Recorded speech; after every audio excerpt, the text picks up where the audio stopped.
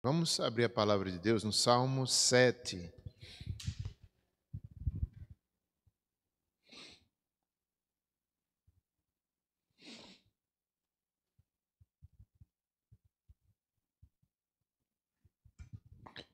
Deus defende o justo contra o ímpio. Temos meditado no livro dos Salmos, na medida do possível. Não é que seja sempre um salmo, todas as quartas-feiras, mas a intenção é essa, é estudando na medida do possível. Já vimos o 1, o 2, acho que 3, 4, 6.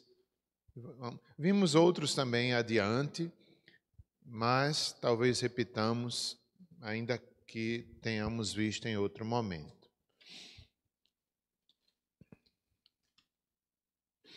Vamos fazer a leitura da palavra de Deus. Após a meditação, ainda teremos outro momento de oração.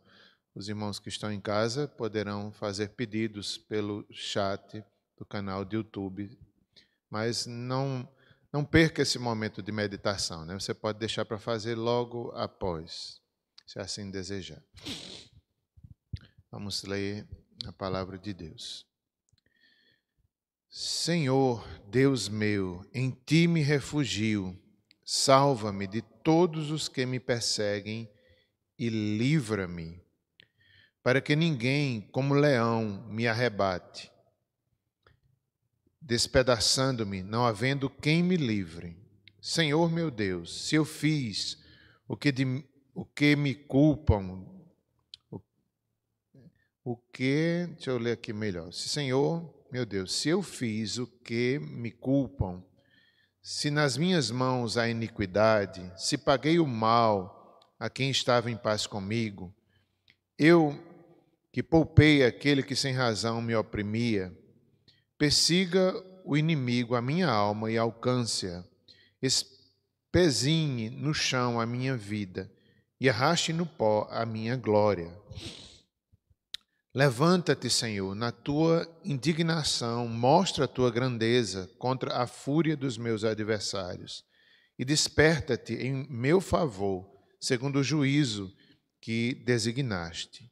Reúnam-se ao redor de ti os povos e por sobre eles remonta-te às alturas.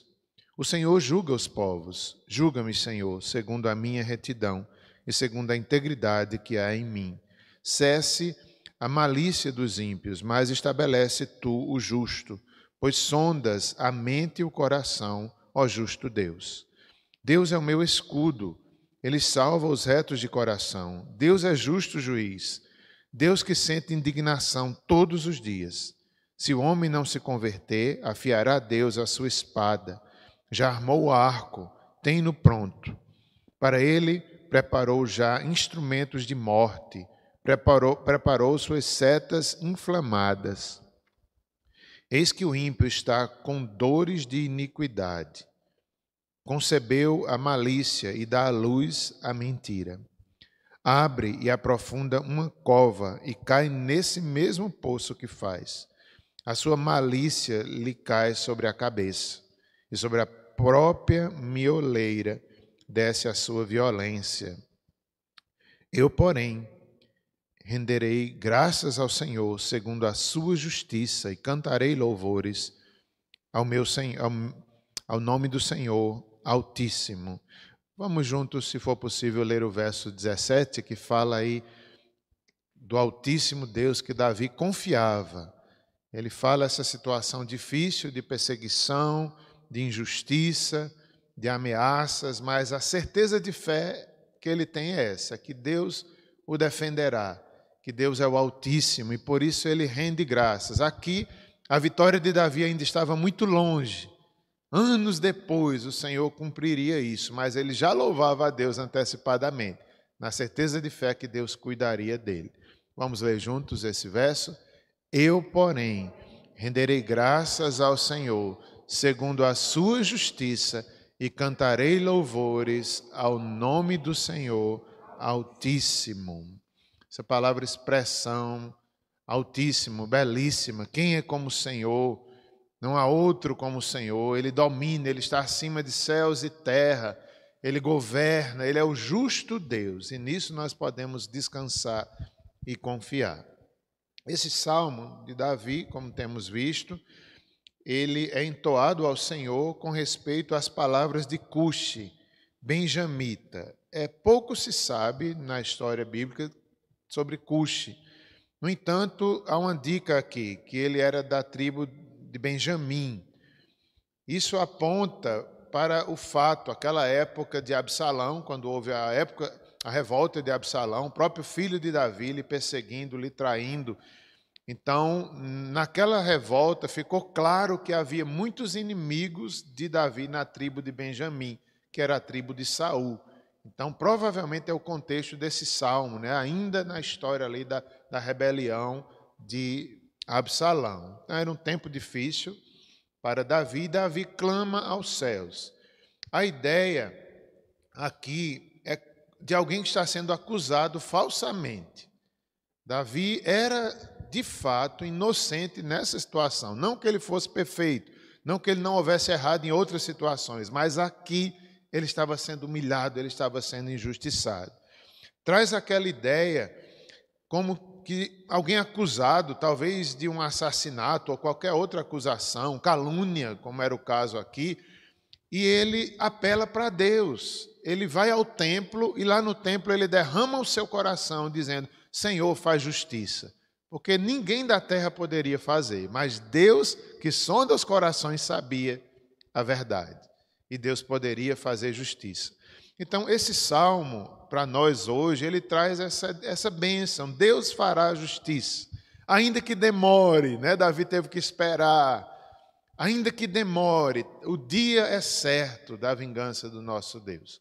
O Senhor fará justiça. E nós temos que esperar nisso, como Davi esperou, confiou. Deus fez justiça na vida de Davi de forma muito mais ampla do que apenas um reinado humano, mas a justiça ela foi muito ampla na vida de Davi. As promessas do Messias vieram ali na vida de Davi também, se cumpriu em Cristo Jesus. Algumas palavras que citarei durante essa meditação foi de um estudo que fiz no comentário sobre Salmos, da editora Vida Nova, do Derek. Acho que é um reverendo chamado Derek. Então, meus irmãos, esse salmo é um grito por justiça, um grito por salvação. Primeiramente, no contexto geral da Bíblia, a nossa maior carência é a salvação dos nossos pecados. Isso, de fato, na descendência de Davi, Cristo Jesus se cumpre. Ali no Calvário, Deus prova o seu amor e defende o seu povo. Todo o Velho Testamento a gente vê Deus defendendo o seu povo. E no Calvário é a maior defesa, Deus nos defendendo. Nós vemos que em Apocalipse lá se cumpre, né? A eternidade, o céu, a nova terra, Deus é nossa defesa eterna. Interessante que os muros da cidade são pequenos. A cidade alta, né, na linguagem figurada de Apocalipse, os muros altos, a cidade alta e os muros bem baixinhos, mostrando que Deus é a segurança do seu povo eterna. E esse salmo também aponta para isso. Um grito por justiça, um grito por salvação. E esse é o grito nosso, esse é o grito do povo de Deus. Senhor, nós já fomos salvos dos nossos pecados, mas nós temos tantos inimigos ainda a vencer. E Deus nos defende dos nossos inimigos. Todos os inimigos de Cristo vão se submetendo, um após o outro, até o último inimigo, a morte que será vencida, e assim virá o reino eterno de Deus. Eu coloquei um outro tema para essa meditação, além do que está aqui sugerido na Bíblia, nessa versão aqui, eu coloquei: verdadeiramente o Senhor nos defende. Verdadeiramente Deus nos defende. Eu estava lembrando, irmão, só como ilustração, de 4 anos na minha vida ali no seminário. Falou ainda agora o pastor Érico pediu oração pelo professor Daniel, né? Eu lembro dele, foi um dos meus professores. E eu fico hoje admirado como Deus me defendeu naquele tempo de seminário. Não é? Imagine tantas lutas, tantas dificuldades, tantos desafios de ir, voltar, estar 4 anos ali sem um trabalho fixo e Deus sustentar a família ali sem faltar nada.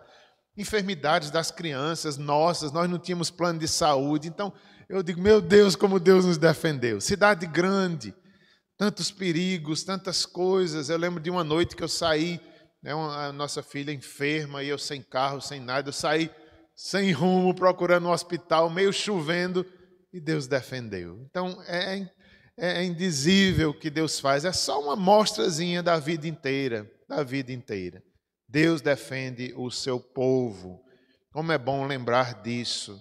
E às vezes é interessante que na hora que a gente está vivendo, a gente não percebe o que Deus está fazendo, muitas vezes.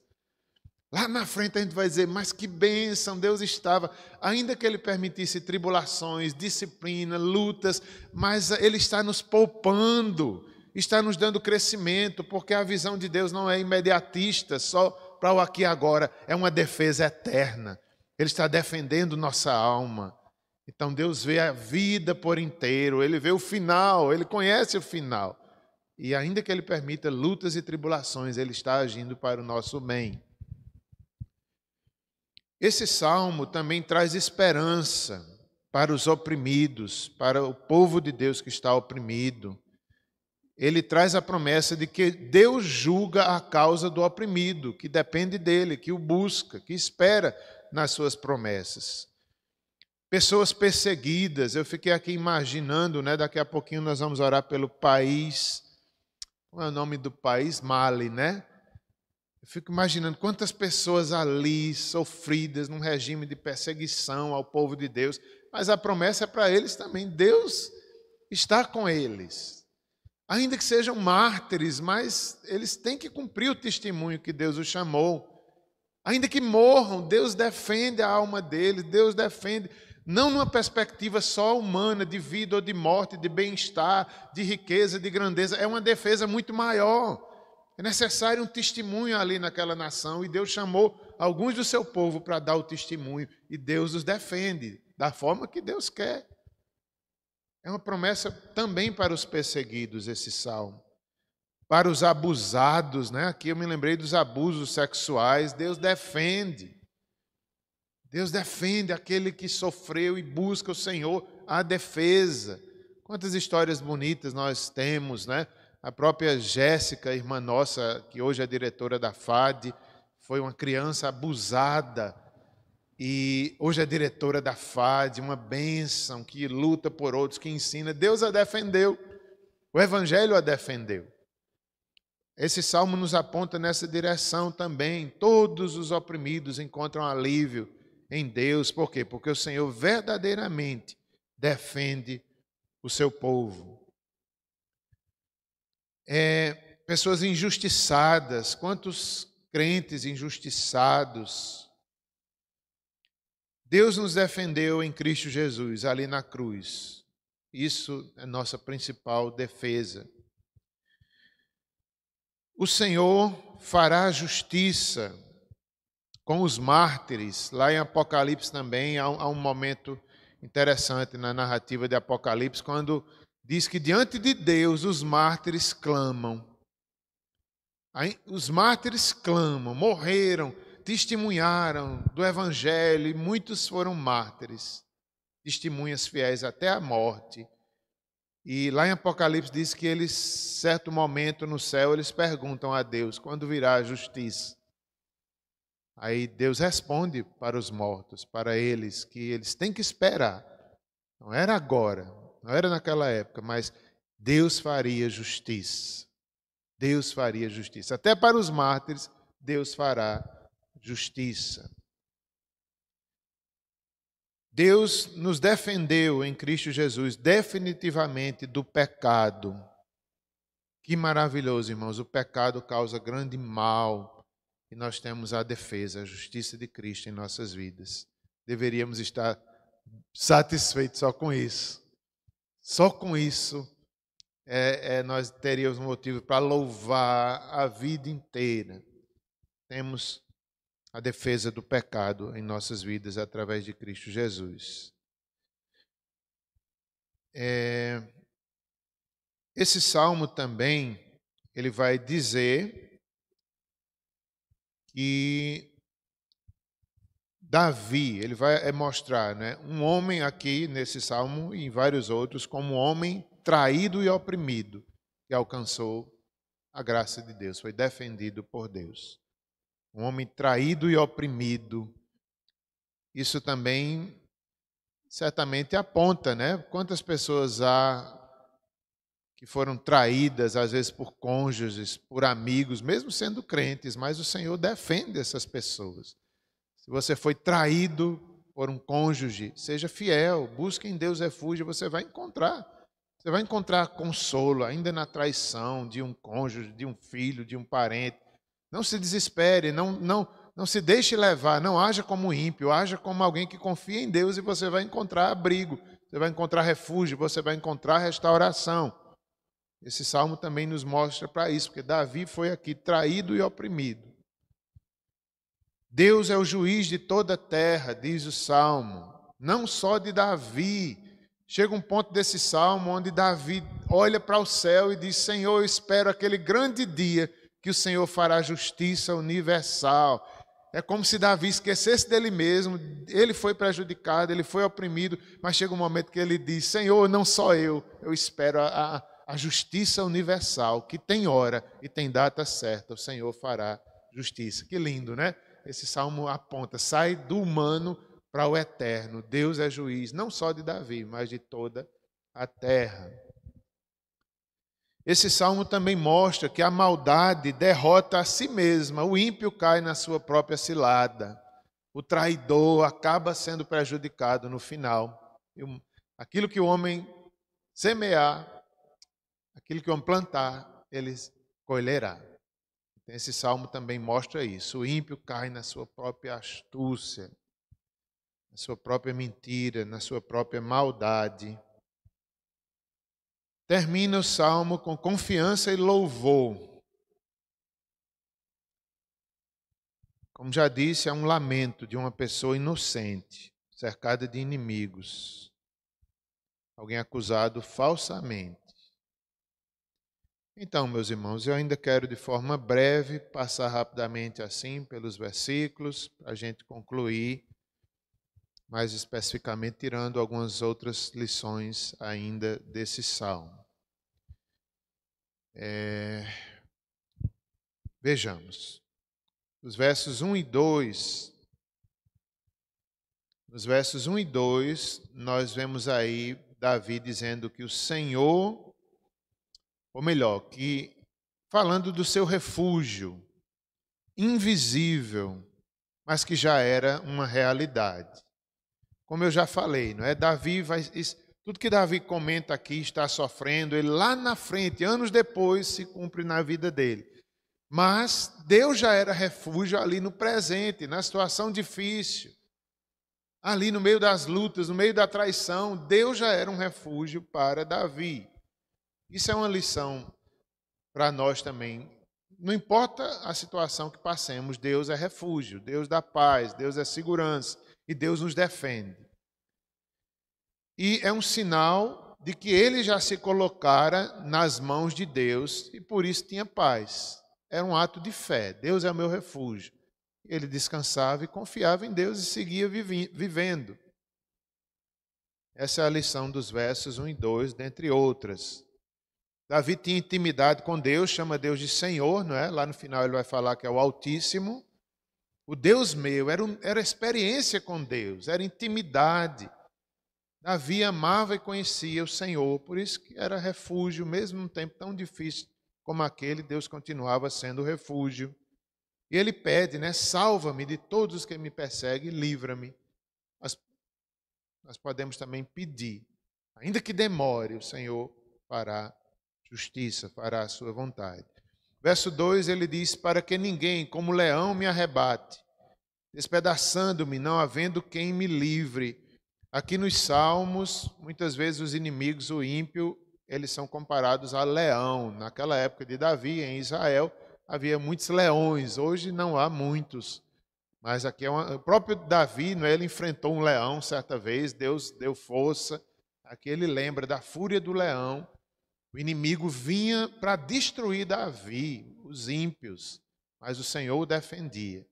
Isso nos faz lembrar o apóstolo Pedro, lá em uma das suas cartas, quando diz que o diabo, nosso adversário, nosso grande adversário, ruge como leão, mas o Senhor é que nos defende.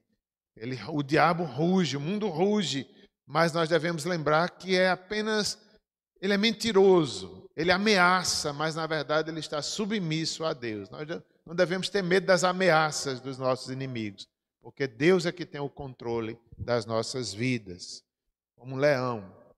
Versos 3 a 5, nós vemos aí algumas das acusações que acusavam Davi de suborno e traição. Veja, ele que foi traído não é pelo filho, mas acusavam Davi de traição, de suborno. Absalão era que fazia isso, quando as pessoas chegavam ali buscando ajuda, ele conversava, se eu fosse rei, e ali as pessoas se dobravam diante dele, ele aceitava aquela honra, em vez de dar honra ao pai, ele aceitava. Então, acusavam de Davi, não era verdade. Também esses versos não é uma reivindicação de impecabilidade de Davi. Não é que Davi está dizendo aqui, eu não errei nada. Apenas ele está dizendo, naquela situação que ele clama a Deus, ele era inocente. Davi era pecador como qualquer um de nós.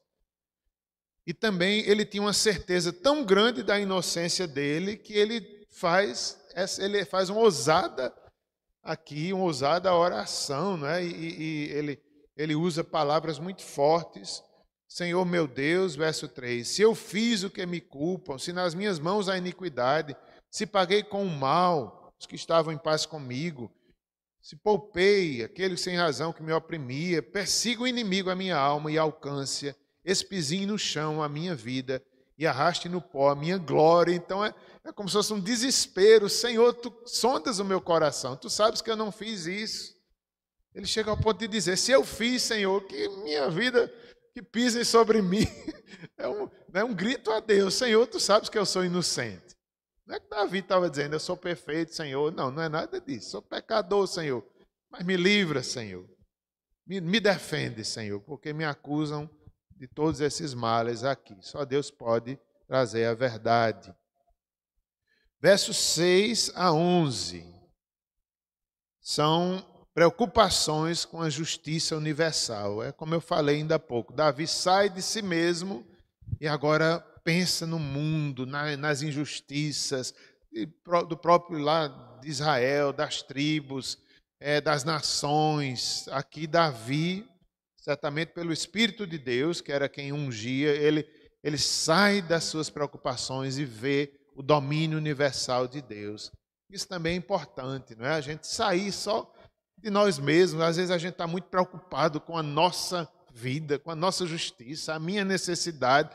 A gente deveria ter mais uma visão abrangente de reino, de deixar só de pensar em nós mesmos, mas pensar mais no reino universal do Senhor. Importante também isso que Davi fez. E ele diz aí no verso 6, levanta-te, Senhor, na tua indignação, não é? Vem, Senhor, me socorrer, mostra a tua grandeza, desperta em meu favor, segundo o juízo. Versos 7, 8 até o 11, ele diz coisas importantes sobre os povos, reúnam-se ao redor de ti os povos. Verso 8, o Senhor é quem julga os povos, julga-me, Senhor, segundo a minha retidão, segundo a integridade que há em mim. Nesse salmo, Davi está muito convicto que era inocente, mas em outros, Davi está convicto de que tinha errado e ainda assim apela para a misericórdia. Interessante isso, não é? Aqui ele está convicto que era inocente. Já em outro salmo que vimos anteriormente, Davi está convicto que pecou e errou, ainda assim pede perdão e diz, Senhor, age com misericórdia comigo. Assim deve ser a oração. Nem sempre a gente tem toda a razão, mas a gente apela para a misericórdia de Deus. E Deus defende o quebrantado. Então, nesses versos, nós vemos aí que Davi acreditava e ali pelo Espírito de Deus profetizava que Deus é o justo juiz, que Deus sente indignação todos os dias, isso também é maravilhoso. Meus irmãos, isso é importante a gente observar, que às vezes nós que somos humanos e pecadores ficamos indignados com a política, com as coisas mais que acontecem diariamente na televisão, a gente vê. Outro dia eu estava assistindo, estava até fazendo a barba numa barbearia e estava ligado o TV, né, e eu só ouvindo ali tantos casos terríveis, um atrás do outro, e era um caso no Japão, acho que era no Japão, na China, não lembro bem. Estão suspeitando lá de um pai que matou a esposa e a filha. Era só uma história ruim atrás da outra. Eu nunca assisto esse tipo de programa, mas ali eu estava assistindo, esperando e assistindo. Tantos casos, um caso aqui de Campina Grande, pelo que entendi, um homem matou a esposa. Eles eram crentes de igreja. Um casal que parece que era um testemunho, ele suspeitou de traição e matou a esposa. De que mundo mau! E a gente fica triste, a gente lamenta, servos de Deus passando por isso. Então, esse salmo aqui, ele diz, o Deus que sente indignação todos os dias. Às vezes, quando a gente assiste um debate dos políticos, a gente fica indignado. Meu Deus, quem é que está a verdade, quem não está? Se a gente é humano, a gente fica, mas Deus fica muito mais. É o que Davi está dizendo aqui. Deus fará justiça. Toda mentira, todo mal, um dia vai ter que prestar conta a Deus. Isso é um consolo para Davi e para nós também. Deus que sente indignação todos os dias, ele está vendo tudo isso. Essa parte aqui mostra que o juízo de Deus está designado, ninguém escapará. E que está já estabelecida a data do grande dia onde todos os ímpios prestarão conta diante do Senhor. Deus fará justiça. Se a gente sente indignação, imagine Deus. Imagine Deus que é santo, que é criador, ver a sua criatura numa situação dessa. Versos 12 a 16, Deus espera a conversão e o arrependimento das nações, do ímpio. Ainda há chance para o ímpio, se ele se arrepender. Diz os versos 12 a 16. Se o homem não se converter, afiará Deus a sua espada, a disciplina, a justiça virá. A espada já está, ou melhor, o arco, né, já tem pronto de Deus. Instrumentos de morte, né? Preparou suas setas inflamadas. Verso 13. Eis que o ímpio está com dores de iniquidade. Veja que a iniquidade só gera dores, o pecado só gera males. O ímpio está com dores de iniquidade. Concebeu a malícia e dá à luz a mentira, meus irmãos. O ímpio é assim, só parece uma coisa boa, mas é má, só terminará em morte, em desespero. Por isso que outros salmos vai dizer que nós não devemos ter inveja dos ímpios. Até o provérbio que a gente leu hoje fala algo sobre isso. A casa dos justos é abençoada, a casa dos ímpios não. Então está aqui. Ele, verso 15, ele abre e aprofunda uma cova e cai nesse mesmo poço que faz. A sua malícia lhe recai sobre a cabeça e sobre a própria mioleira desce a sua violência. Então é isso, a maldade destrói a si mesmo, o pecado é mal. Por isso que vale a pena confiar, ainda que o Senhor pareça demorado, ele fará justiça ao seu povo. E finalmente o verso 17, Davi louva, agradece, antes mesmo da vitória, ainda ali sofrendo, ele pela fé olha para o futuro e descansa e louva e fala no Altíssimo. Quem é como Deus, o Deus que governa os céus e a terra, dele é o domínio. Não há outro igual ao Senhor, a Elohim. Ele é o nosso Deus. Vamos finalizar por aqui, meus irmãos.